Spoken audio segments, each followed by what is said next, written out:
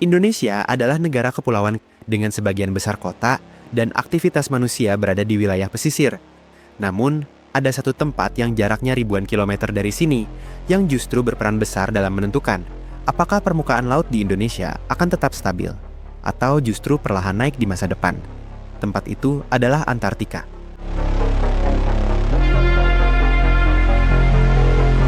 Antartika sering dianggap sebagai tempat yang jauh dan tidak relevan dengan kehidupan sehari-hari. Padahal, benua ini memegang peran terbesar dalam menentukan masa depan permukaan laut dunia. Sebuah benua yang tidak dimiliki oleh negara manapun, tidak berpenghuni secara permanen, dan memiliki kondisi paling ekstrim di bumi. Antartika adalah benua paling dingin, paling kering, paling berangin, dan juga paling tinggi secara rata-rata. Diperkirakan bahwa sekitar 98% permukaan Antartika tertutup oleh lapisan es permanen. Ketebalan lapisan es ini bukan dalam skala puluhan atau ratusan meter.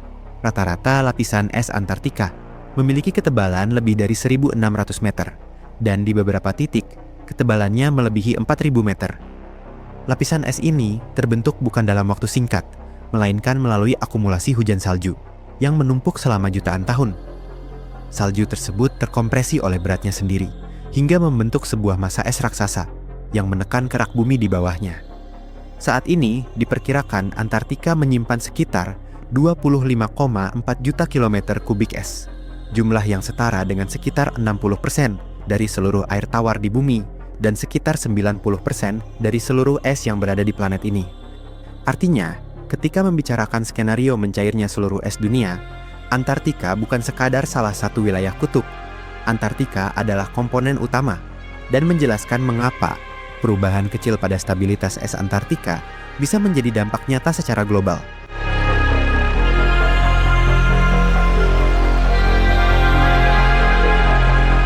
Dalam kajian ilmiah, tidak semua jenis es berkontribusi terhadap kenaikan permukaan laut. Es laut yang mengapung di samudera seperti di Kutub Utara, ketika mencair tidak secara langsung menaikkan permukaan laut, karena volumenya sendiri sudah menggantikan air laut. Namun, es daratan, seperti yang terdapat di Antartika dan Greenland, menyimpan air yang sebelumnya berada di atas permukaan darat. Ketika es ini mencair, airnya mengalir ke laut dan menambah volume samudera secara langsung. Digambarkan bahwa, jika seluruh lapisan es Antartika mencair, para ilmuwan memperkirakan permukaan laut global dapat naik sekitar 60 hingga 70 meter, hampir setinggi bangunan Monas. Angka ini bukan prediksi jangka pendek dan tidak akan terjadi dalam waktu dekat. Proses tersebut memerlukan waktu yang sangat lama, bahkan bisa berlangsung ribuan tahun. Namun, angka ini penting karena menunjukkan potensi maksimum yang tersimpan dalam sistem es dunia. Bahkan sebagian kecil dari pencairan ini sudah cukup untuk mengubah garis pantai berskala global. Kenaikan permukaan laut sendiri tidak terjadi secara merata. Wilayah pesisir dengan kontur landai akan terdampak lebih cepat, muara sungai akan melebar, dataran banjir akan tenggelam, dan air laut akan masuk lebih jauh ke daratan. Kota-kota besar dunia yang berkembang di wilayah pesisir berada dalam posisi paling rentan. Masalahnya bukan hanya pada banjir, tetapi pada perubahan permanen terhadap wilayah yang selama ini dianggap stabil. Sebab, selain menambah volume air laut, mencairnya es dalam jumlah besar juga mengubah sifat fisik samudera. Air tawar dari es yang mencair dapat menurunkan salinitas laut. Perubahan ini dapat mengganggu sistem arus laut global yang berperan dalam mendistribusikan panas ke seluruh planet. Jika arus laut terganggu, dampaknya tidak hanya dirasakan di satu wilayah, tetapi memengaruhi pola iklim, curah hujan, dan musim di berbagai belahan dunia. Namun, ada juga efek lain yang mempercepat proses ini.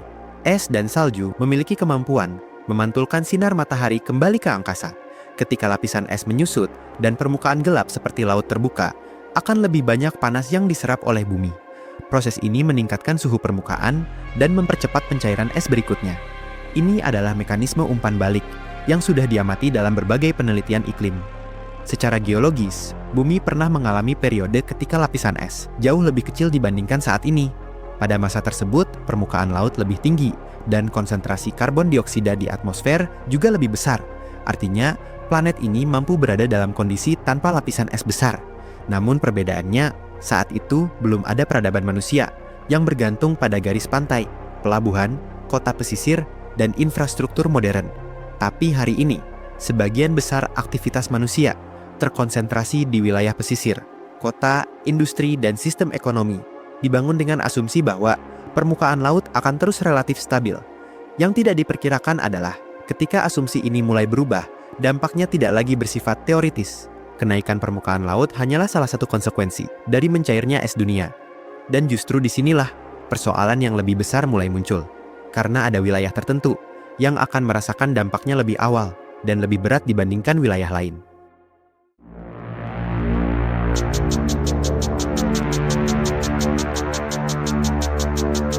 Beberapa laporan ilmiah terbaru menyebutkan bahwa kenaikan permukaan laut global bukan lagi proyeksi jauh di masa depan, melainkan proses yang sedang berlangsung. Dalam konteks ini, dampak perubahan iklim tidak dirasakan secara merata di seluruh dunia. Ada wilayah-wilayah tertentu yang berada pada posisi yang jauh lebih rentan. Salah satunya adalah negara kepulauan dengan garis pantai panjang dan ketinggian daratan yang relatif rendah, dan Indonesia termasuk dalam kategori ini. Secara geografis, Indonesia memiliki lebih dari 17.000 pulau, dengan garis pantai mencapai lebih dari 108.000 km.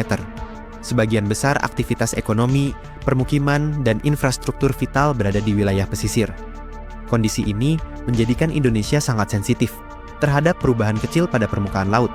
Ketika permukaan laut naik beberapa sentimeter saja, dampaknya bisa langsung terasa di banyak wilayah, terutama di pesisir utara Jawa, pesisir Sumatera, Kalimantan, dan wilayah timur Indonesia. Berbeda dengan banyak negara lain, ancaman bagi Indonesia tidak hanya datang dari laut yang naik, tetapi juga dari daratan yang turun.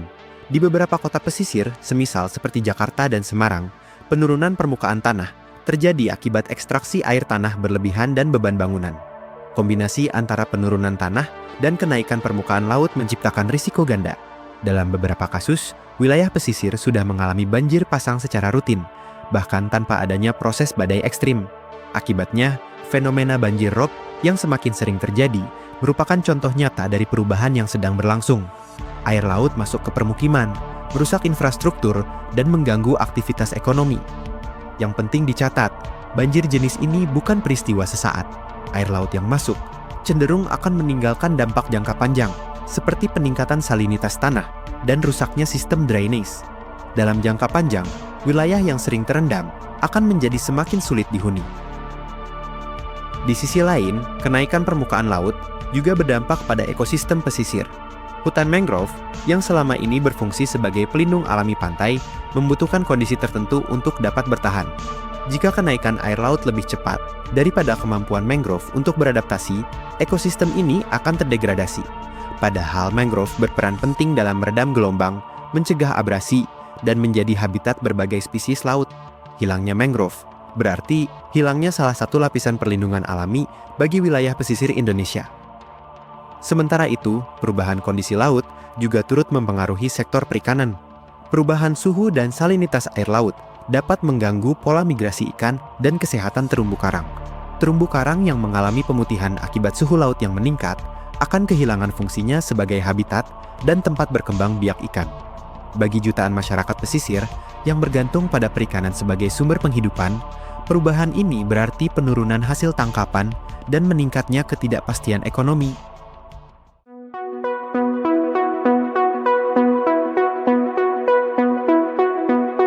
Menariknya, dampak sosial dari perubahan ini tidak selalu muncul dalam bentuk bencana besar yang terjadi secara tiba-tiba.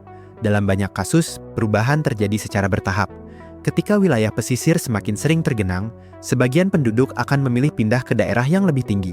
Proses ini menciptakan migrasi internal yang berlangsung perlahan namun terus-menerus. Migrasi semacam ini membawa konsekuensi sosial, ekonomi, dan demografis, terutama bagi daerah tujuan yang belum tentu siap menerima pendatang baru. Dan jika tren kenaikan permukaan laut dan degradasi pesisir terus berlanjut, para peneliti melihat beberapa kemungkinan skenario ke depan. Salah satunya adalah meningkatnya tekanan terhadap kota-kota di daratan yang relatif lebih aman. Ketersediaan lahan, air bersih, dan lapangan kerja akan menjadi isu yang semakin besar.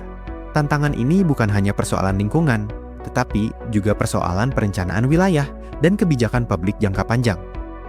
Namun, di tengah kondisi ini, muncul pula berbagai narasi populer yang mencoba menjelaskan atau bahkan menyangkal perubahan yang sedang terjadi.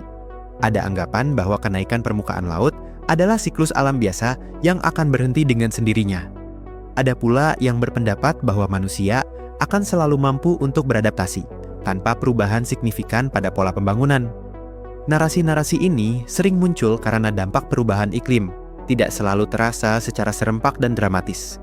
Namun sejauh ini, penelitian menunjukkan bahwa meskipun bumi memang mengalami perubahan alami, laju perubahan yang terjadi saat ini dipercepat oleh aktivitas manusia. Sains tidak menyajikan kepastian mutlak tentang masa depan, tetapi menyediakan kerangka untuk memahami risiko. Dalam konteks ini, data tentang kenaikan permukaan laut, pencairan es dunia, dan dampaknya bagi wilayah pesisir memberikan dasar untuk pengambilan keputusan, bukan untuk menimbulkan kepanikan. Pada akhirnya, posisi manusia dalam sistem ini bukan sebagai pengendali utama, melainkan sebagai bagian dari sistem yang jauh lebih besar. Lapisan es dunia selama ini berperan sebagai penyeimbang yang menjaga stabilitas iklim dan permukaan laut. Namun, ketika penyeimbang ini melemah, konsekuensinya tidak hanya dirasakan di wilayah kutub, tetapi juga di negara-negara yang berada ribuan kilometer jauhnya, termasuk Indonesia. Dan sekarang, pertanyaan terpenting bukanlah apakah seluruh es dunia akan mencair dalam waktu dekat. Pertanyaan yang lebih relevan adalah bagaimana cara manusia untuk merespons perubahan yang sudah terjadi. Karena bagi negara kepulauan seperti Indonesia, perubahan permukaan laut bukan sekadar isu global, melainkan persoalan langsung yang menentukan keberlanjutan wilayah, tempat jutaan orang hidup hari ini dan di masa depan.